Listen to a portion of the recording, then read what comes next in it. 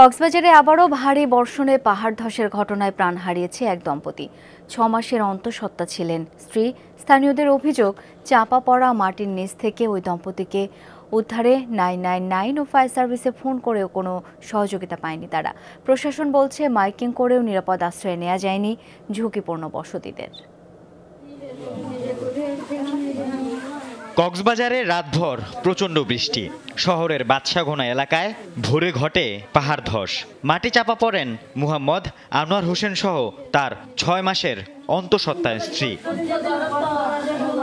মাটি সরিয়ে স্থানীয়রা তাদের উদ্ধার করে হাসপাতালে নিয়ে গেলে কর্তব্যরত চিকিৎসক দুজনকেই মৃত ঘোষণা করেন।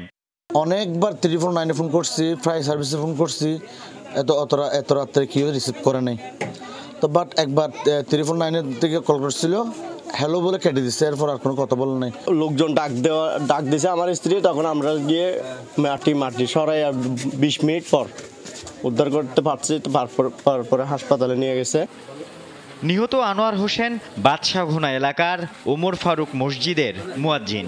মসজিদের পাশেই একটি পাহাড়ের নিচে থাকতেন স্ত্রীকে নিয়ে।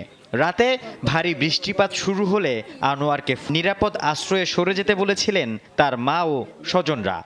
খালি আবার ঘুমাইতে বেশি জোর দিয়ে 3টা বাজে দিয়ে আমি ডাকি দিই, দরজা বাজিও না, ডাকি দিই, এরা উড়িও না, হয়তো আমার কিছু নয় হয়ে না। আবার নেক্সট আমি 4:10 তাকে ফোন দিছি অনেকবার, ফোন ধরে না।